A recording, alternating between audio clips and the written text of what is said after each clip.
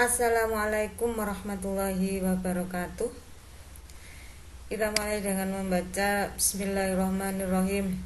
Asyhadu an la ilaha illallah wa asyhadu anna Muhammadar Rasulullah.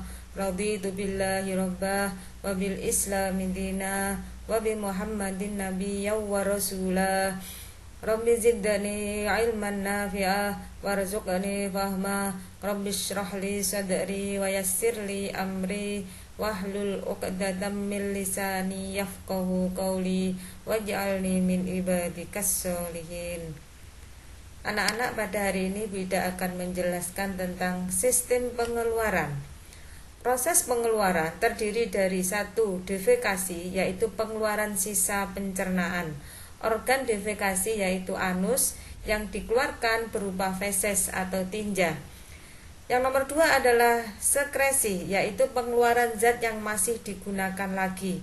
Organ sekresi yaitu kelenjar yang dikeluarkan bisa berupa enzim atau hormon. Yang nomor 3 adalah ekskresi, yaitu pengeluaran sisa metabolisme.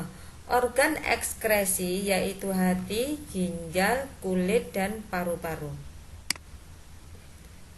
Jadi sistem ekskresi, organ ekskresi terdiri dari hati, ginjal, kulit, dan paru-paru.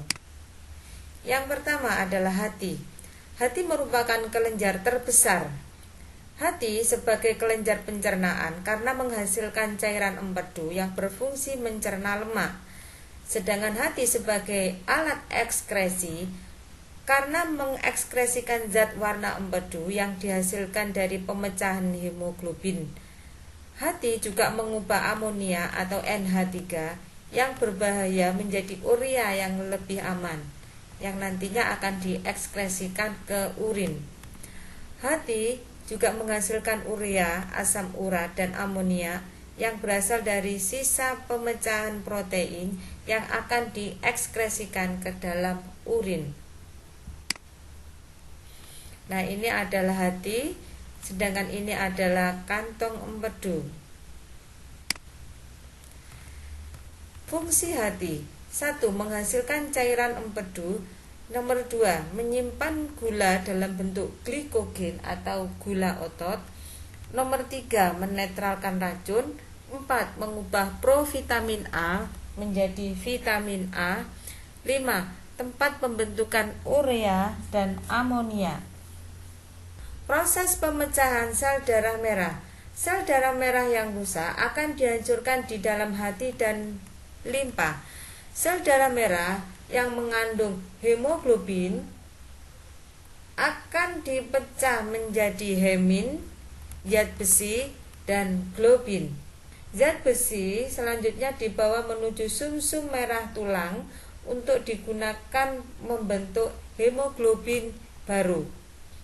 Selanjutnya adalah globin dipecah menjadi asam amino untuk digunakan dalam pembentukan protein lain dan juga dipakai untuk pembentukan hemoglobin. Sedangkan hemin diubah menjadi zat warna hijau yang disebut biliverdin. Biliverdin kemudian diubah menjadi bilirubin yang merupakan zat warna kuning oranye yang merupakan zat warna empedu. Selanjutnya bilirubin akan dikeluarkan bersama dengan getah empedu. Selanjutnya di dalam usus besar, bilirubin akan diubah menjadi urobilinogen. Urobilinogen diubah menjadi urobilin sebagai pewarna kuning pada urin dan sterkobilin sebagai pigmen coklat pada feses. Selanjutnya adalah gangguan pada hati. Yang pertama adalah hepatitis, adalah peradangan atau pembengkakan hati yang disebabkan oleh virus, alkohol, narkoba, obat-obatan, atau racun. 2. Penyakit Wilson adalah gangguan fungsi hati karena kelebihan zat tembaga. 3. Sirosis hati adalah adanya guratan atau tumbuhnya sel serabut yang disebabkan oleh virus, bakteri, sel tumor atau kanker, alkohol, dan juga obat-obatan. Selanjutnya adalah ginjal. Ginjal berbentuk seperti biji kacang merah. Ginjal terletak di rongga perut sebelah kiri dan kanan ruas-ruas tulang pinggang. Ginjal berfungsi menyaring darah yang mengandung zat sisa metabolisme. Yang diekskresikan ginjal adalah urin. Bagian-bagian ginjal, yang pertama adalah kapsul, merupakan selaput tipis yang menyelubungi ginjal. Jadi yang ini adalah kapsul. Yang nomor 2 adalah korteks atau kulit ginjal. Di dalam korteks terdapat badan Malpighi dan tubulus atau saluran. Jadi korteks itu yang ini atau kulit ginjal. Badan Malpighi terdiri atas glomerulus dan kapsul Bowman. Glomerulus berfungsi menyaring darah.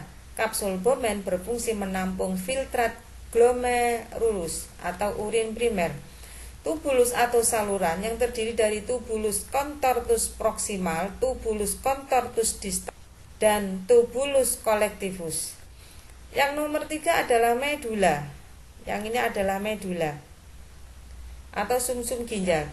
Di medula terdapat badan berbentuk piramida atau kerucut yang terdiri dari lengkung Henle dan juga tubulus collectivus.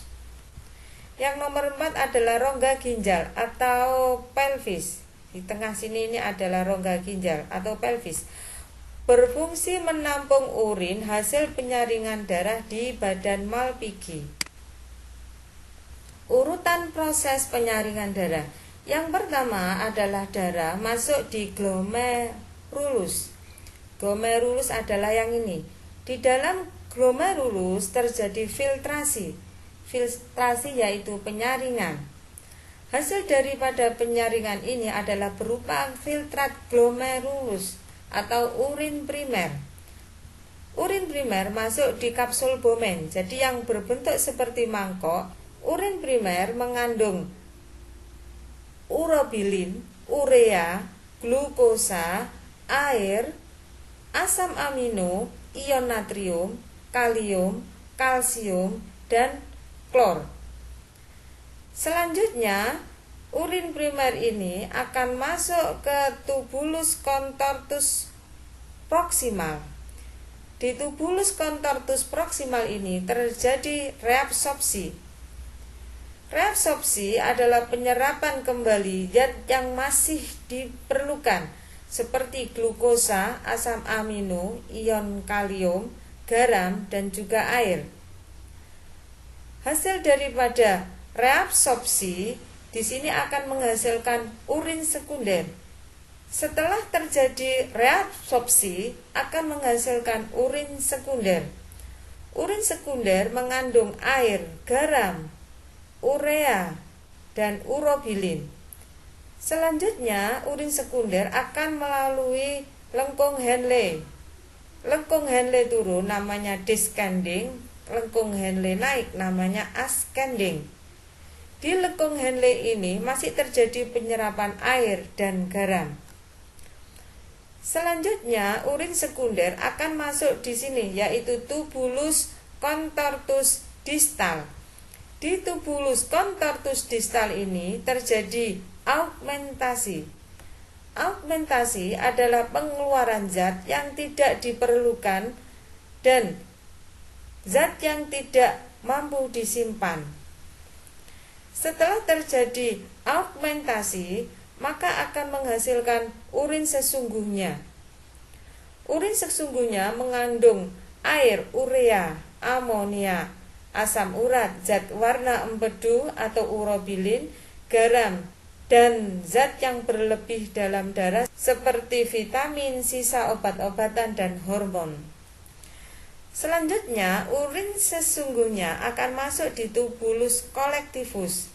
Dari tubulus collectivus, urin akan masuk ke rongga ginjal, ureter, kandung kemih, uretra, kemudian urin keluar.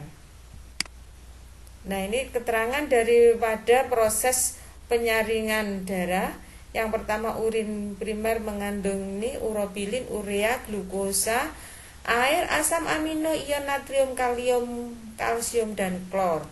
Reabsorpsi itu penyerapan kembali yang masih diperlukan seperti glukosa, asam amino, ion, kalium, garam, dan air. Urin sekunder mengandung air, garam, urea, dan urobilin. Augmentasi pengeluaran zat yang tidak diperlukan dan zat yang tidak mampu disimpan. Urin sesungguhnya mengandung air, urea, amonia, asam urat, zat warna empedu atau urobilin, dan zat yang berlebihan dalam darah seperti vitamin, sisa obat-obatan, dan hormon. Nah, ini adalah gambar daripada ginjal. Jadi yang ini adalah medula, sumsum ginjal, yang ini adalah korteks. Jadi ini adalah korteks, kemudian yang ini adalah medula. Jadi di medula ini terdapat, ini adalah lengkung Henle, kemudian sebagian besar dari tubulus collectivus. Kemudian di korteks ini, di sini adalah glomerulus dan kapsul Bowman. Kemudian ini adalah tubulus contortus proximal, sedangkan yang dekat dengan tubulus collectivus ini adalah tubulus contortus distal. Dan sebagian kecil daripada tubulus collectivus itu ada di korteks, tapi sebagian besarnya ada di medula. Selanjutnya dari tubulus collectivus ini menuju ke pelvis. Jadi setelah sini akan menuju ke pelvis. Ini adalah struktur utama ginjal. Ini adalah korteks, medula, kemudian ini adalah pelvis. Kemudian ini adalah urin keluar. Ini adalah darah kotor ini masuk, kemudian setelah masuk di ginjal akan keluar dari sini. Ini adalah darah yang sudah bersih. Kemudian kotorannya keluar di sini berupa urin. Ini adalah ginjal. Jadi setelah di ginjal akan keluar di sini, ini adalah nomor 2, ini adalah ureter. Selanjutnya adalah masuk ke yang nomor 3, ini adalah kandung kemih atau vesika urinaria. Kemudian yang nomor 4 ini adalah uretra, baru urin keluar. Gangguan pada ginjal. Uremia adalah tertimbunnya urea dalam darah. Albuminuria adalah urin mengandung albumin atau protein darah karena kerusakan glomerulus. Diabetes insipidus adalah urin berlebih karena kekurangan hormon ADH. Diabetes mellitus adalah urin mengandung glukosa karena kekurangan hormon insulin. Nefritis adalah urin mengandung protein karena infeksi bakteri Streptococcus. Batu ginjal adalah adanya endapan garam kalsium atau CaCO3 pada ginjal atau pada kandung kemih. Anuria atau gagal ginjal adalah ginjal tidak dapat berfungsi lagi. Hematuria adanya darah dalam urin karena infeksi pada saluran kemih atau karena bergesekan dengan batu ginjal. Selanjutnya adalah kulit. Yang diekskresikan kulit adalah keringat. Keringat mengandung air, garam, dan amonia. Fungsi kulit sebagai alat pengeluaran keringat: 2. Pengatur suhu, 3. Tempat pembentukan vitamin, 4. Tempat penyimpanan kelebihan lemak, 5. Sebagai indera peraba, 6. Sebagai pelindung. Kulit terdiri dari beberapa lapisan. Yang pertama adalah epidermis atau kulit ari. Jadi yang ini adalah epidermis. Yang nomor 2 dermis atau kulit jangat. Ini adalah dermis. Yang nomor 3 subkutan atau hipodermis, yaitu jaringan bawah kulit. Yang ini itu adalah hipodermis. Ini adalah hipodermis. Epidermis terdiri dari lapisan stratum corneum, merupakan lapisan terluar yang terdiri dari sel-sel mati yang dapat mengelupas. 2. Lapisan stratum granulosum, terdapat pigmen melanin yang memberi warna kulit. 3. Lapisan stratum germinativum yang membentuk sel baru ke arah luar menggantikan sel kulit yang terkelupas. Yang nomor 2 adalah dermis atau kulit jangat. Pada lapisan ini terdapat kelenjar keringat atau glandula sudorifera, kemudian kelenjar minyak atau glandula sebacea, kemudian kantong rambut, ujung saraf, kemudian pembuluh darah. Ini adalah kelenjar keringat. Kalau ditarik ke atas, lurus dengan kelenjar keringat, itu adalah pori-pori. Kemudian kelenjar minyak itu letaknya berdekatan dengan akar rambut, jadi berdekatan dengan rambut. Ini adalah kelenjar minyak. Kantong rambut, ini adalah kantong rambut ini. Ini adalah ujung saraf, jaringan saraf.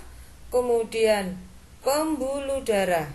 Nah, yang ini adalah pembuluh darah. Ini semuanya ini terletak pada lapisan yang nomor 2, yaitu lapisan dermis. Selanjutnya adalah yang nomor 3, yaitu lapisan hipodermis atau subkutan atau jaringan bawah kulit. Hipodermis merupakan kumpulan jaringan ikat yang berfungsi melekatkan kulit pada otot. Pada hipodermis terdapat jaringan lemak atau adiposa yang berfungsi menahan panas tubuh serta melindungi tubuh dari benturan. Jadi ini adalah jaringan lemak atau adiposa yang berfungsi menahan panas tubuh serta melindungi tubuh dari benturan. Selanjutnya adalah gangguan pada kulit. Yang pertama adalah jerawat disebabkan gangguan pada kelenjar minyak. Yang nomor 2 adalah gangren, adalah kelainan pada kulit karena kematian sel-sel jaringan tubuh. Yang nomor 3 adalah biang keringat disebabkan kelenjar keringat tersumbat oleh sel-sel kulit mati yang tidak dapat terbuang dengan sempurna. Selanjutnya adalah paru-paru. Yang diekskresikan paru-paru adalah CO2, karbon dioksida, dan H2O atau uap air. Bukti yang diekskresikan adalah karbon dioksida adalah air kapur yang mulanya jernih menjadi keruh jika kita tiup. Bukti yang diekskresikan adalah H2O atau uap air adalah kaca menjadi basah jika kita tiup. Gangguan pada paru-paru yang pertama adalah asma, adalah penyumbatan saluran pernafasan atau bronkiolus yang disebabkan oleh alergi dan tekanan psikologis. Emfisema adalah pembengkakan alveolus. Pneumonia adalah radang paru yang disebabkan oleh bakteri Diplococcus pneumonia. TBC atau tuberkulosis adalah penyakit paru-paru yang disebabkan bakteri Mycobacterium tuberculosis. Bronkitis adalah radang pada bronkus. Sinusitis adalah radang pada rongga hidung. Pleuritis adalah radang pada pleura. Dan ini adalah gambar daripada sistem pernafasan yang meliputi rongga hidung. Kemudian di sini adalah laring. Kemudian ini adalah tenggorokan atau trakea. Kemudian ini adalah bronkus, cabang batang tenggorokan. Dimana kalau di sini terjadi radang namanya bronkitis, yaitu radang pada cabang batang tenggorokan. Kemudian yang ini adalah bronkiolus, kemudian yang ini adalah alveolus. Kemudian pleura, di situ adalah pembungkus daripada paru-paru, ini namanya pleura. Sampai di sini penjelasan saya, kita akhiri dengan membaca Bismillahirrahmanirrahim. Subhanakallahumma wa bihamdika asyhadu an la ilaha illa anta astaghfiruka wa atubu ilaik. Alhamdulillahirabbil alamin. Assalamualaikum warahmatullahi wabarakatuh.